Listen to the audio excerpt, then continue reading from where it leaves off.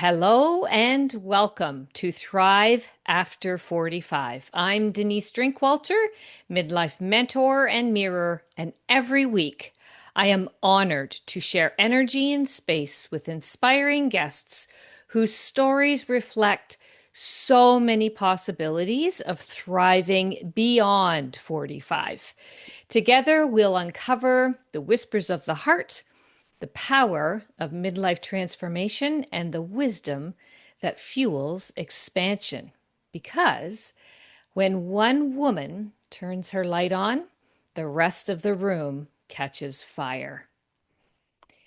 What if the life that cracked open was actually the one you were always meant to find your way into?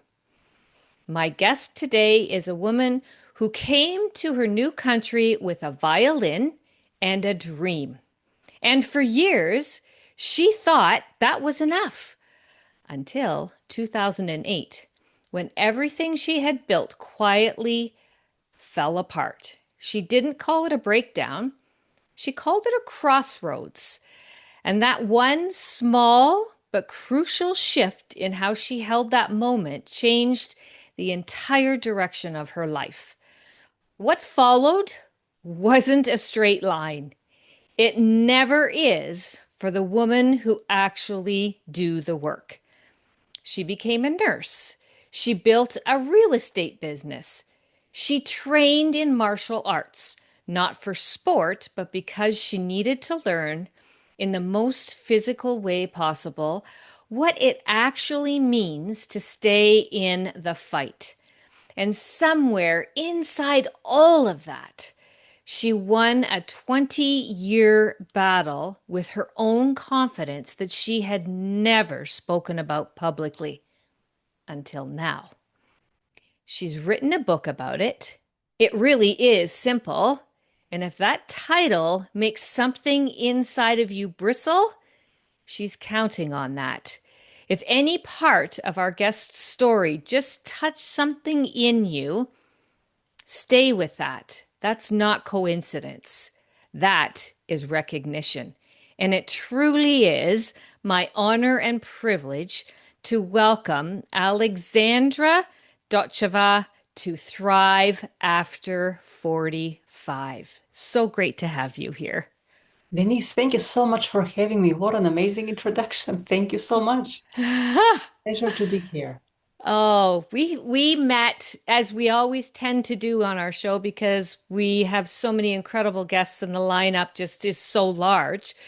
But Alexandra and I, before we started our conversation today, I just said, "Oh yes, that's my daughter's name." I remember. I'm like, "Wow, this woman is on fire. She remembers so much." And so I would love to start with a question where we can understand more of your backstory. I know I introduced a little bit, little snippets, the violin and how you came to the country, and if you could just give us an overview so our listeners have an idea of who is Alexandra? Where did she start? Right, thank you. Of course. So I started the violin at age 6 in Bulgaria because I was born in a family of musicians. And in Eastern Europe, if parents do one thing, they want the child to do the same thing as early as possible. And with arts, we have to start early because it's such a competitive field, of course. Okay. And I played the violin, Denise, for 29 years. Okay. Wow. At 26 years into violin, that's when the breakdown happened, the midlife crisis, the crossroads. But I did come to the States at age 24 on a student visa, and I earned my master's and doctoral in violin. I had spent 12 years in specialized music school in Bulgaria from the first to the 12th grade, and then 4 more years for the bachelor's degree in the conservatory, which tells you that I had a very narrow focus from a very early age. Okay. So you Right. either succeed or you fail. And um, if you lose confidence in the middle of all this, Hmm. then you're in real trouble. And I have described in the book that a lot of my loss of confidence early on in my teenage was really 90% self-induced out of Mm. guilt for not practicing properly. I mean, there was a big, big moment with the patience and perseverance with practicing because I had a very fast thought process, but I didn't have the patience to allow my hands and the rest of the body to really catch up with the Mhm. demands of the instruments. And I was developing well for a while, and then things gradually started going in a plateau. And I noticed that, and that's when I lost my confidence and I fed into that for many years until it was unbearable and something had to change, and I didn't know how to change it. Okay. Mm-hmm. So the crisis happened at 32. I already had earned my doctoral degree in the States. And then Okay. the economy started falling apart because we're talking 2008. Okay, Right. at 32, 2008. So now you know how old I am. But at the time, it was bad because midlife crisis usually happens after 40, right? But Right. you have been in a trade for 26 years. That was 26 years when I was 32. Hmm. It's like almost your entire life. Yeah. And people, after being in a trade for 26 years, they think retirement. And in arts, you are starting very late on the job path. Hmm. Very competitive field to get in an orchestra. You compete against 40 to 500 people for one spot. They're playing 10 minutes behind a curtain. And this type of pressure was just really what broke me eventually. And in addition to my stage fright that had started way Hmm. earlier on and lack of confidence. And that was really a crossroads when the economy tanked and many Right. orchestras in the United States started bankrupting one after the other. Right. Of course. Yeah. So from there, what did you do at that junction? At that junction, two of the strongest players of my professor students that had graduated very prestigious schools, I heard through the grapevine through a third friend that they had transitioned to drastically different professions, and they were better than me as violinists. That was like the slap on the face. Wow. And that's when I figured, okay, if you don't do this now, you will have huge regrets in 30 years if you don't Hmm. take a risk. So I started looking, what did I used to like when I was a kid, but I didn't get the opportunity to study it enough because I was in a music school. So one of these things was biology. I Okay. loved biology. I loved Hmm. animals. I loved the way the human body worked, anatomy, Hmm. physiology, what little I had learned about it. I had no science base past the eighth grade, which was Hmm. still very flimsy because specialized music school, you barely touch the surface of any science, and let Right. alone vocabulary in English. But I learned that nursing was a profession that was in a shortage Hmm. worldwide, and it didn't demand 11 years in college like I had already spent as a violinist. And I decided to give it a try. Hmm. So that's how, in a nutshell, it happened with the nursing at first. Okay. Okay. And then from nursing, you got into real estate. I did because it takes about a year, and if you're slow like me, 2 years to realize how the healthcare system really works. Ah. Using the patients as assets, managing disease versus healing disease. Everybody knows a lot about disease and almost nothing about health.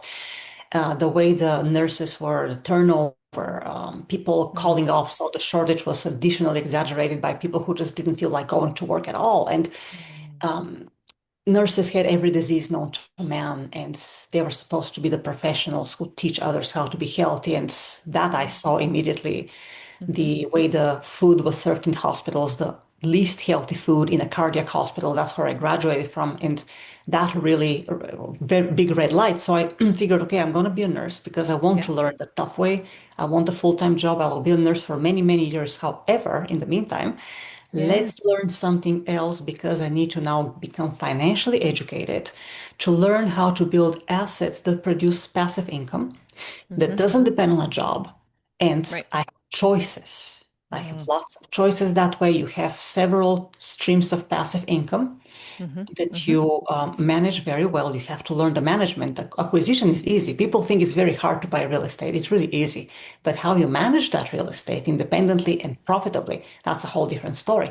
So I Right. did buy mentorship from a self-made millionaire because I was clueless financially, Denise. Very, very Yeah. clueless.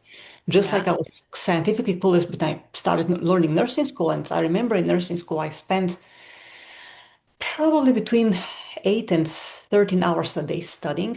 I replaced my Wow. violin practice with the nursing studying practice. So I Yeah. read all the major textbooks 3, 4 times before even the classes started. so I could ace these classes because I was clueless. So with finance, it was kind of the same thing. Hmm. And when I started building the assets, then the job became a little bit easier to bear with because it was not my only choice. It was no longer like you have to do it or else. Right. And I Right. was able to find better job opportunities that would allow me to practice real estate at the same time. So you Nice. constantly have to be searching and Yeah. adjusting your style for like 5, 6, 7 years until you really find, but you have to be willing to stay in the game. And Mm. there will be difficulties at every step, and you just need Hmm. to, plow through that and eventually problem after problem solved. Hmm. Situation improved gradually, you build the confidence. But initially, I was a person who really did not know how to tackle problems at Right. all Okay. beyond the four walls of the practice room. So this was my long learning curve, solving problems and being proud of it and seeking more problems to solve. Nice. And tell us about all of those pieces that you were. I'm going to make an assumption here, so please clarify if I'm totally off the mark. You are an individual who is able to create a drive, or you have a natural drive. Once I believe that I can learn anything I want, the natural Mm. drive really becomes a beast. But I first had to create a drive because when I was not a competitive enough violinist at 32 and I was making less than $18,000 a year after Oh, having been wow. in the States for 6 years. I've said this before. I've looked at myself in the mirror and said, "You're in America. You're in the most prosperous country in the world. You're 32 years old and you're making less than $18,000 a year. You're a moron." I told Stuart, Mm, "You're a moron in every aspect. You have no confidence. You have no curiosity. You have no initiative. You're depriving yourself of opportunity because of your mindset." mm. So at first, the drive had to be created with a big self kick in the butt. Yeah. And then once the Right. nursing school, I graduated very high grades, and then eventually became a successful nurse. And then with the real estate, when I made that successful and profitable, Yeah. because I built several businesses for each rental property, that's where the drive already completely kicked in, and there was no stopping. Right. Right. Love that. So, from where you started to where you are today, what types of things are absolutely imperative from your vantage point and the people that you support on their journeys? What is absolutely imperative that there's no wiggle room for around confidence, let's say specifically? Mhm. So if you're curious about something that Hmm. can bring you later great satisfaction, whether it's financial, health, or relationship wise, if you're really curious, grab it. Grab Hmm. it, learn the ropes first, live through boredom because after curiosity comes deep boredom, disappointment, disillusionment. Live through that. Make Mm. yourself live through that and continue. Remember that first curiosity. Never let go of it. Never lazy yourself out of that state because you will give up and then you start again with something else. That's what lots of people with chain of unsuccessful Yeah. startups and beginnings in life, that's what it is. Live through boredom, create more boredom, create a routine, be bored to death and do it anyways. And then watch reap your the fruit of your success because it's truly truly worth it and goes beyond your wildest dreams if you keep at it. Yeah. Keep at it. Is there I know that I coach a number of women and have over the last 6, 7 years. And it's one of the things that I find women in particular are doing is looking outside of themselves to find their quote unquote purpose. Mhm. And what you're sharing right now, I think is a very foundational piece. That curiosity lives deep inside of you. Is the If you, child. right? Wake the child. Yes. Thank you. That's exactly my lane too. There's something inside of you. You don't have to look outside for your purpose. You just go inward and flesh away all the years of, I don't know, dumping that you think you believe that you are. When you clear that lane and you tap into your younger self as a child, you'll know what your curiosity is, You right? know, it's really interesting because the way you take responsibility and self-accountability has to be completely on an adult level, but the curiosity always has to stay at the child level. Always has to be at the child level. Everything else, accountability, resilience, responsibility, integrity, adult level. Curiosity, always keep at the child level. I love that. Yeah. That way, when you marry those two pieces, you can't go wrong, right? You can, but it doesn't bother you so much because Ah, there you you're go. you're willing to I take the risk and the responsibility for it, but the curiosity keeps you going. love it. And accountability tells you when you're going the wrong direction, if you have the Hmm. integrity. And then comes another very important piece, which in my life was major until I made it an ally. That was my anxiety, fear of failure, right? Fear of Mm, judgment and all that. big one. Yeah, Hmm. with the success and with the experience and all the failures that you get up out of, then you stop worrying about others' opinions. That's the first thing I stopped worrying about, which was major, I major, because bet. nobody approved of my martial arts practice for 12 years, which I ended up earning black belts and other belts, and it was great. Nobody approved of my nursing. My closest, my parents were terrified. Then nobody really, my friends didn't approve of my real estate endeavors. Hmm. Every super close person that I asked, they were against these three major decisions in my life. And they ended up being the most important and most valuable decisions just because I didn't listen to them and it turned out to be so successful. And that's where the relationship piece comes in holistic confidence, which is what my book, is about. That be very careful who you take advice from Mm, because very well-intentioned people will hmm. steer you in the completely wrong direction. That's how the road to hell is paved with excellent intentions. You end up nowhere, nowhere. Yeah. Have to distinguish between good intention and actual competence in your relationships. How do you do that? Well, again, it's experience, and you need to know how Yeah. to say no. You set Hmm. limits. Over the years, you learn to share less and less with fewer and fewer people. Yeah. Because once you have succeeded in several drastically different areas that you really care about, as far as your Hmm. self-growth, you no longer need validation. You Right. never Yeah. needed validation, but you just never knew that until you proved it to yourself first. And Hmm. then you just tell them the result of your actions. And everybody's Okay. like, how did you do that? How did that happen? Well, it happened, but I didn't keep you posted on every step, so I didn't hear your opinion necessarily all the times. But here I am now. That's Yeah. how it started. And they say Yeah. impossible. And that's Yeah. what they would have said if you told them at the beginning what you intended to do. But it's better if they say impossible after you've accomplished it rather than before and make you, reconsider your decision and never take the first step. So Hmm. after the fact, it's nice to inform certain people. And then when they say, oh, that's impossible, say, no, it's not because I'm the living example of it. What are you doing? Yeah, exactly. Yeah. Throw the question back out. And how are you doing with what your dreams are? Yeah. Mhm. Um, so what really prompted you in the end to seize that opportunity to redesign your life and leave that whole self-esteem that blocked you so heavily? How did you leave that behind once and forever? Because I'm hearing very clearly you don't have that in you Right. anymore. It's done. Just want to say, if you're hearing booms, that's the jets flying on top of my house, okay? Oh, If you're hearing that, but I apologize. There's nothing I can that's do about it. okay. But yes, so No, I what didn't happened? hear it. Oh, good, good, because you're all over me now. Awesome. I came very close to the realization that my self-depriving of opportunity, of curiosity, and of risk-taking, I was denying myself the opportunity to pursue something different just because I lacked these three qualities that I wanted to develop so bad. And eventually that self-denying of prosperity became absolutely unbearable. Mm, Absolutely unbearable. Once you realize that the worst things that happen to you, you do to yourself, then things mhm, all of a sudden become much clearer mm, because there is nobody to blame. And yeah. you don't have to blame yourself necessarily, but then you have to say, oh, okay, it's me, so I can change that. And that's the most empowering thing that happens. So that's what happened to me. And it was, I have to say, it was in bumps. It was not like a sudden process.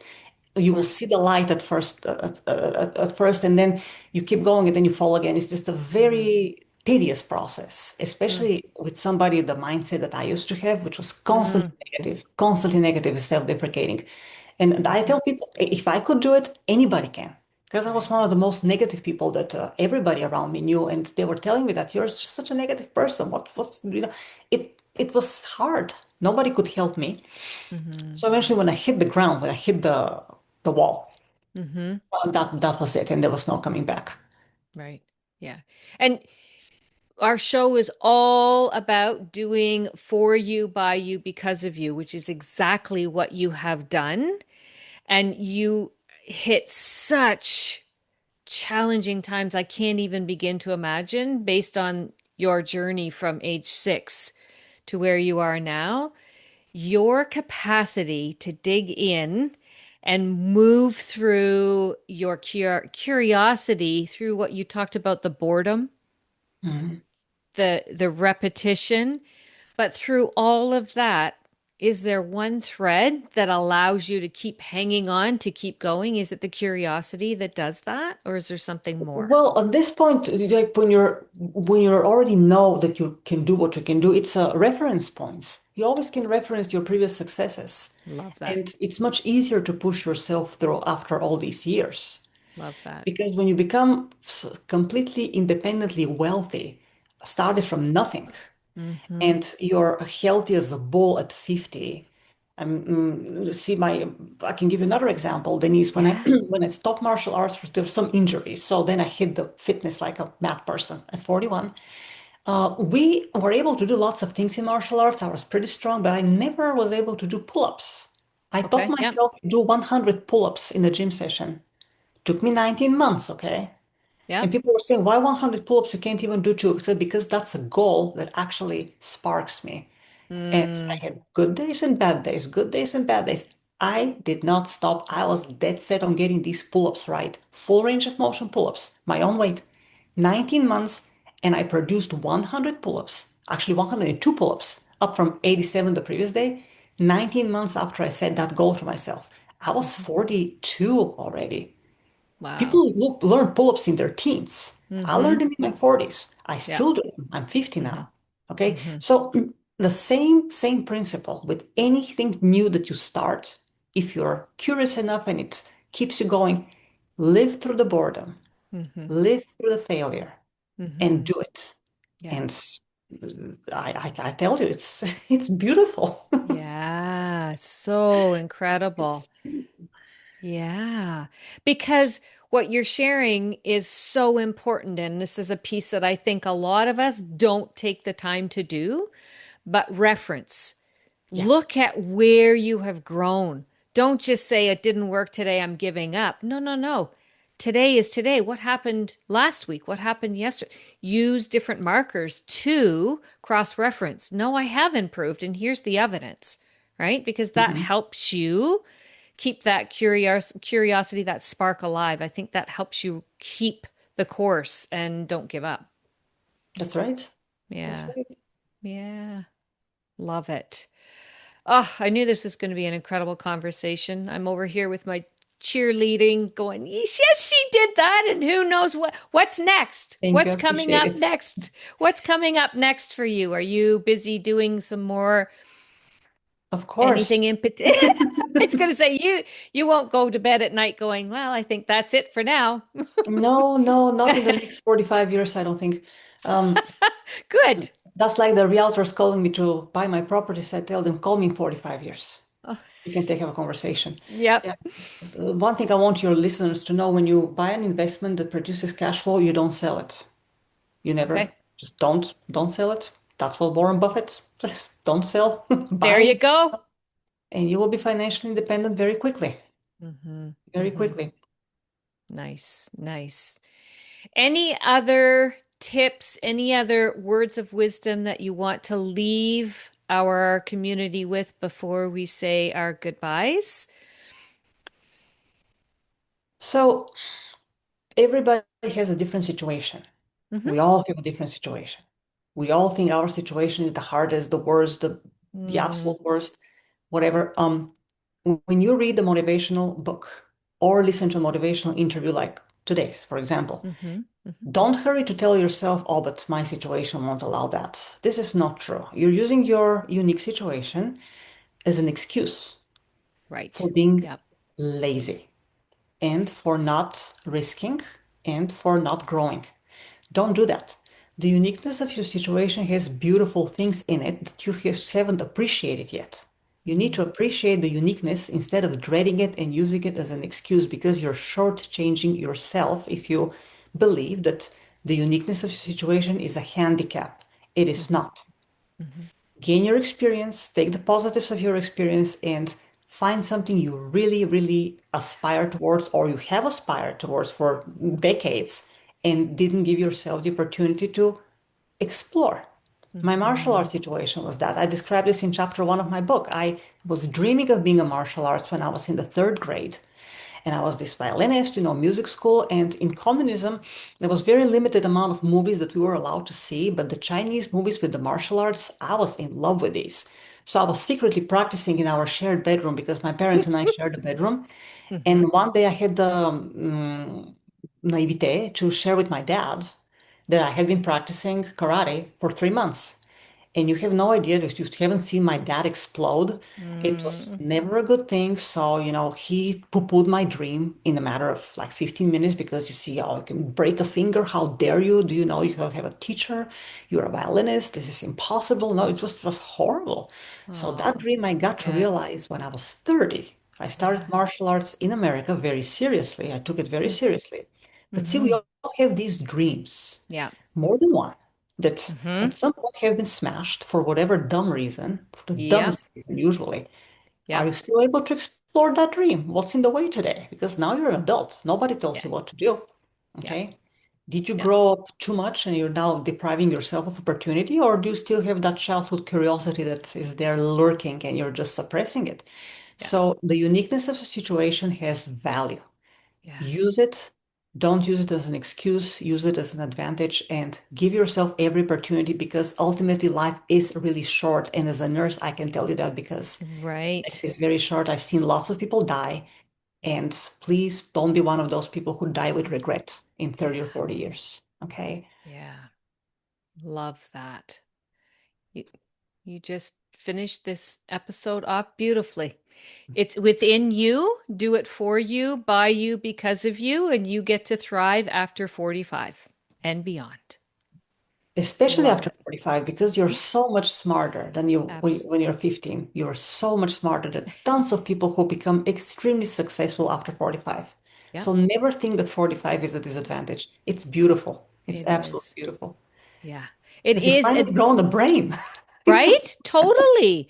Yes. And you really can understand the power that you have. Your decision making, your action taking is all within your ability to choose Absolutely. and do, right? Yes, ma'am. Yeah, Yes, 100%. ma'am. Love that. Thank you so much, Alexandra, for Pleasure. your Appreciate you so much, Denise. Thank you Oh, for having so me. good. We will have in the show notes all the information, your book, so people can go and access, find you, learn more about you, learn more about themselves through learning with everything that you have put into the world with your book. And before we close, I do want to tell our audience about a room of our own in November, the 12th and 13th, actually. I'm hosting a live in person experience called Ignite, the Inner Uprising, where women in midlife years are going to come and gather, feeling that quiet pull towards something more truthful, more embodied, more fully their own. Tapping into that deep curiosity that really does exist within every one of us. Ignite is an extension of the conversations like we have here on our show, like we just had with Alexandra. It's where reflection starts to become embodied and insight starts to become integrated, where women who have held so much for everybody else finally get to come and gather and stand fully in their own sovereignty. So, if something in our conversation today stirred inside of you, that's not by accident. The wait list is open, so make sure you put your name on the wait list to learn more information as it becomes more available, and your future self will thank you. The link will be in the show notes for that. And as always, make sure you like, share, follow, leave us a review so more women can find these incredible conversations in our community. Because when one woman turns her light on, like Alexandra, the rest of the room does catch fire. Until next time, thank you again, Alexandra, for being here today. Thank you, Denise. It was such a pleasure. Thank you.